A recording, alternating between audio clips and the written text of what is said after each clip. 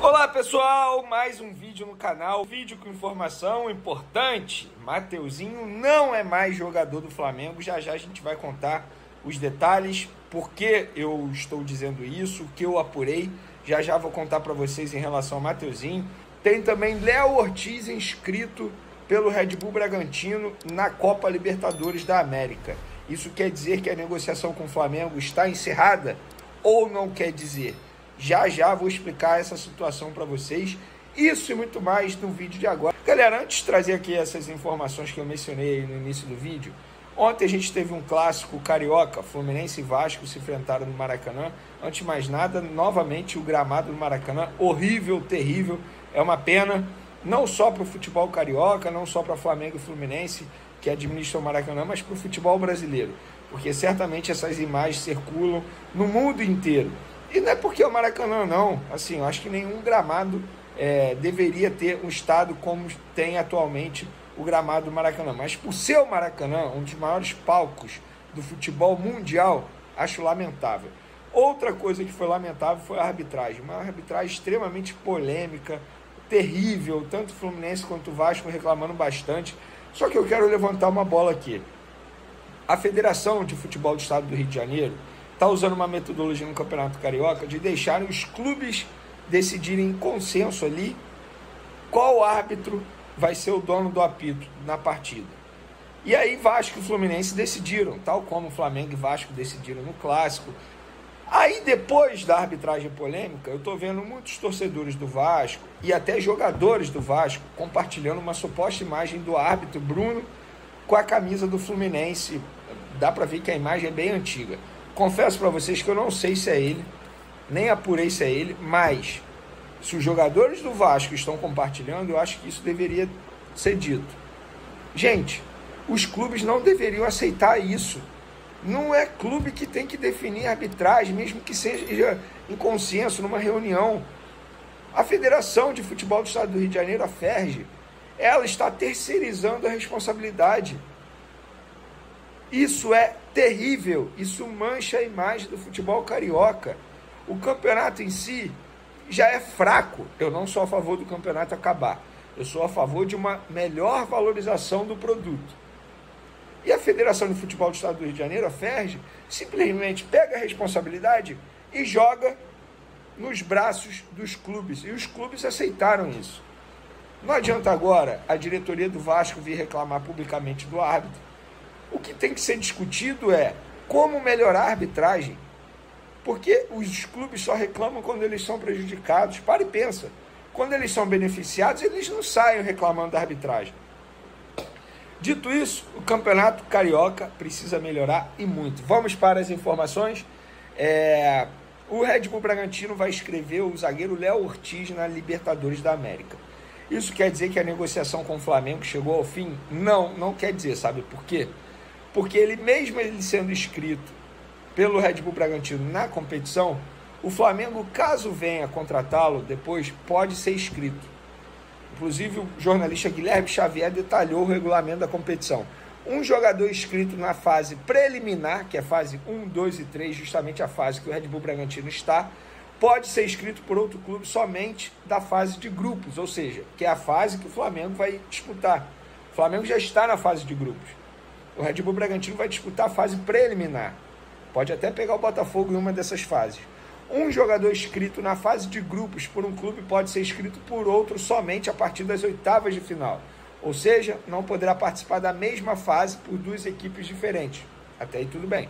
Um jogador não pode ser inscrito para a fase final, oitavas, quartas, semi e final, por mais de um clube. Um jogador que for registrado em um segundo clube não pode ser registrado novamente no time de origem na mesma edição do torneio. Então, galera, resumo da ópera, não tem nenhum problema se o Léo Ortiz for inscrito pelo Red Bull Bragantino para disputar a fase preliminar.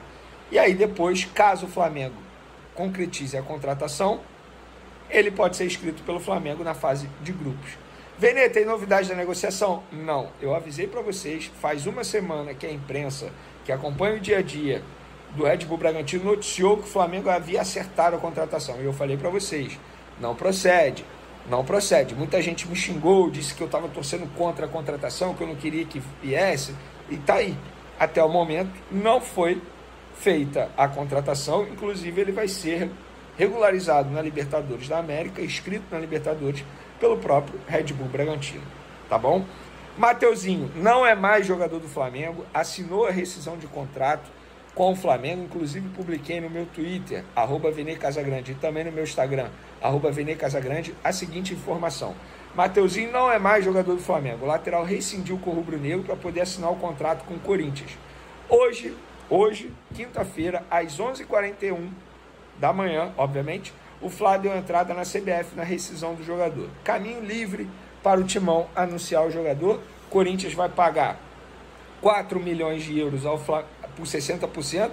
Flamengo é dono de 50%. Vai negociar esse pagamento de 10% ao Londrina, que é outro clube que detém 50% dele. E aí o jogador vai ser, enfim, atleta do Corinthians, como ele sempre sonhou, como ele sempre quis, como ele queria, para poder realizar o sonho do pai dele, que é torcedor desde criança do Corinthians. Então, enfim, o jogador não é mais atleta do Flamengo, fim de um ciclo, vai ser jogador do Corinthians, e eu acho que o Flamengo fez uma baita venda e o Corinthians pagou muito alto por um jogador que estava desvalorizado no Flamengo. Para finalizar nosso assunto, galera, Thiago Maia. Não é só valor oferecido pelo Internacional que emperra a contratação do Colorado, do jogador pelo Colorado junto ao Flamengo. O que me informaram que, além do valor e o Flamengo tentando ficar com o percentual de direitos econômicos do jogador, está até conversando com o Lille, que é o clube que é dono de 50% do jogador. O Flamengo até conversa com o clube francês para tentar ficar com o percentual, mas não é só isso. A questão é, o Flamengo também está no mercado em busca de uma reposição, porque o Flamengo tem o desejo de vender o Thiago Maia desde que tenha uma reposição bem encaminhada. Eu acho essa estratégia extremamente correta, inclusive falei no último vídeo. O Flamengo deveria fazer isso. O jogo de hoje contra o Bangu mostra isso. Pulgar suspenso, ala machucado, vai jogar o Igor Jesus. O Igor Jesus tem futebol para sustentar uma possível titularidade durante um longo período no Flamengo? É uma incógnita. O Flamengo tem que ir ao mercado em busca de um jogador, sim. Uma reposição, sim, para a vaga do Thiago Maia. E vai ser difícil achar um bom jogador pelo valor que o Flamengo vai vender o Thiago Maia, que é cerca de 4 milhões de euros, isso se fechar a venda de fato.